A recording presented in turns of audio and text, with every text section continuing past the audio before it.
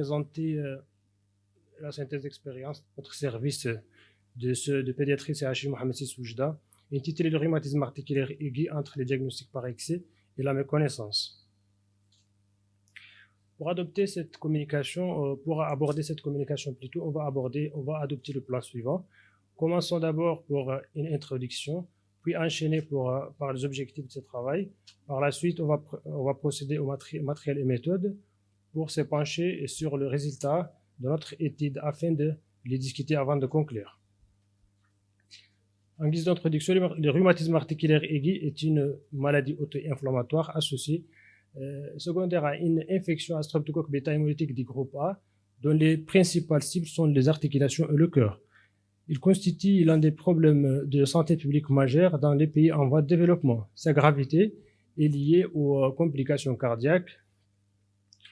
Selon un rapport de l'OMS publié en 2018, les facteurs socio-économiques, environnementaux comme l'insalubrité des logements, la sous-nutrition et la surpopulation, la pauvreté contribuent à l'incidence, à l'ampleur et à la gravité du rhumatisme articulaire aigu et de la cardiopathie rhumatismale. La rareté du rhumatisme articulaire aigu contribue à sa méconnaissance. L'objectif de ce travail est d'une part de faire la lumière sur le diagnostic par excès de rhumatisme articulaire aigu et attirer l'attention des médecins sur l'importance du respect des critères diagnostiques de cette affection pour éviter les faux diagnostics et la place de l'échocardiographie dans cette affection. Voilà. On va passer matériel et méthode. C'est une étude rétrospective et étalée sur une durée de 7 ans, dans laquelle nous avons colligé 121 cas au sein de l'unité de cardiologie et rhumatologie pédiatrique du CHI Mohamed VI Oujda, en utilisant les fichiers d'exploitation préétablis et des logiciels Excel pour leur analyse. Les enfants étaient adressés dans notre formation, soit pour faire une échographie transthoracique, dans le cadre d'un suivi de rhumatisme articulaire aigu, soit devant la suspicion de cette affection. Les patients étaient adressés majoritairement par des médecins généralistes et des pédiatres, des différents structures sanitaires de la région orientale. Nous avons classé les patients en des groupes. Les premiers groupes présentaient des signes permettant de retenir les diagnostics de rhumatisme articulaire aigu selon les critères de Jones modifiés. Et les seconds groupes ne présentaient pas des signes qui nous aident à retenir ces diagnostics. Nous allons exposer dans ce qui suit l'essentiel de notre travail. Nous allons comparer nos résultats avec ceux d'une étude faite au Liban intitulée Faux et vrai rhumatisme articulaire aigu, une expérience libanaise. Sur l'ensemble des enfants qui nous ont été adressés, 60,4% des enfants venaient d'un milieu rural contre 39,6% qui venaient d'un milieu urbain. Par contre, dans l'étude libanaise, on avait trouvé le contraire, un taux de 58,5% vivaient dans un milieu urbain contre 41,5% qui vivaient dans un milieu rural. Dans notre étude, les extractions étaient 1,2. Il n'est pas très loin de celui de l'étude de Libanais qui était 1,4. L'âge moyen de nos enfants était de 9 ans, avec une extrême de 5 et 15 ans. L'étude libanaise avait trouvé un âge moyen de 7,6.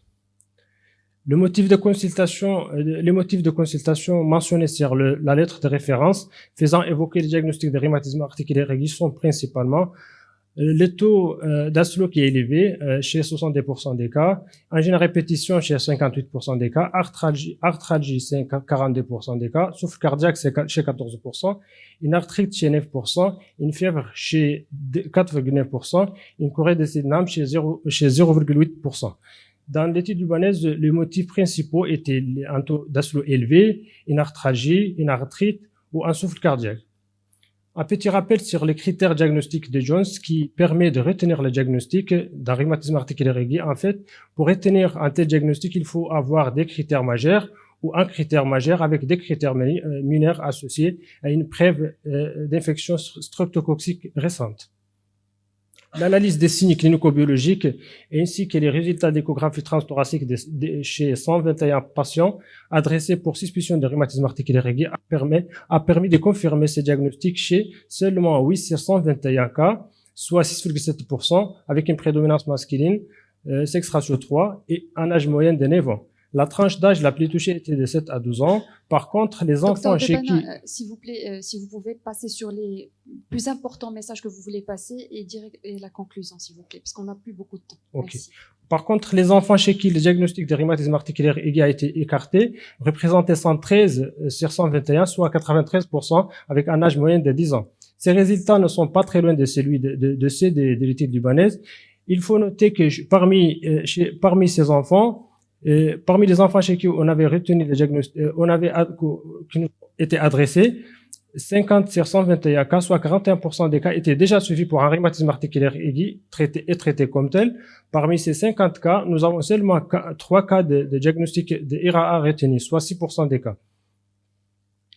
Concernant les critères diagnostiques retrouvés chez les groupes d'enfants diagnostiqués IRAA, l'arthrite a été retrouvée chez 75% des cas, une fièvre chez 75%, une arthralgie chez 54% des cas, une chorée de sédame chez 12,5% et un VS accéléré chez 87,5% des cas. Comme signe échocardiographique, nous avons trouvé une insuffisance mitrale chez 75% des cas, une insuffisance aortique chez 62,5% et l'association insuffisance mitrale, insuffisance aortique chez 25%. Merci de conclure.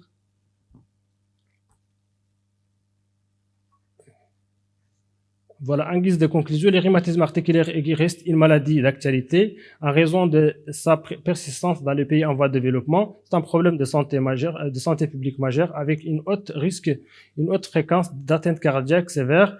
Le diagnostic de rhumatisme articulaire aigu ne se fait pas par les ASLO. Attention à la leucémie, bien discuter la corticothérapie avant de les démarrer. Merci pour votre attention.